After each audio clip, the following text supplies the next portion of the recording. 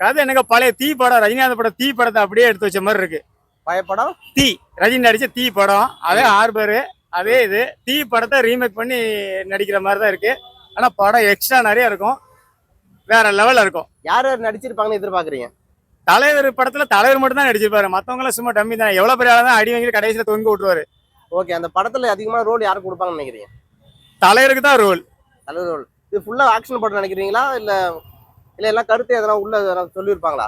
படம் முழுக்க முழுக்க ஒன்லி ஃபார் ஆக்ஷன், ரத்தம் தெரிக்கும். கருத்து சொல்றதுக்கு இங்க ஒண்ணுமே இல்ல. ஏன்னா இது வந்து லோகேஷ் கனகராஜ் டைரக்ஷன் பண்ண படத்தை கருத்துக்கு வேலை கிடையாது, ஒன்லி ரத்தம் தெரிக்கும்.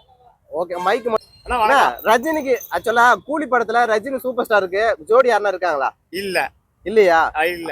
ஓகே, ஒன்லி ஆக்ஷன் படத்தினால இது கொடுக்கலையோ? இல்ல, அவரு ஜோடியில வேண்டான்ட்டாரு.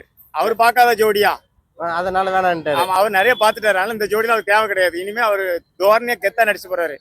ஓகேண்ணா ஓகேண்ணா ஓகேண்ணா. ஆமா, எல்லாரும் சொல்றாங்க இந்த படம் லோகேஷ் கனகராஜ் படம், லோகேஷ் கனகராஜ் படம் 2K கிட்ஸ் எல்லாம் சொல்றாங்க.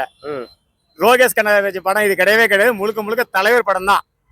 ஏன்னா இது பாஷாவை ஃபீட் பண்ணிட்டு அப்படின்னா இது லோகேஷ் கனகராஜ் படம் சொல்லலாம். ஆனா பாஷாவை ஃபீட் பண்ணி இந்த தமிழ் சினிமாவில் ஒரு படம் வரல. 171 படம் நடிச்சிருக்காரு. அப்பெல்லாம் லோகேஷ் கனகராஜ் வந்தாரு கிடையாது. இது ஒன்லி ஒன் தலைவர் படம், சூப்பர் ஸ்டார் படம். இது 100 பாஷாங்களுக்கு சமம்ன்றாங்களே, உண்மையா?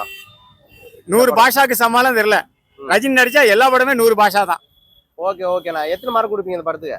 இந்த படத்துக்கு 100க்கு 100. ஓகே, நன்றிண்ணா.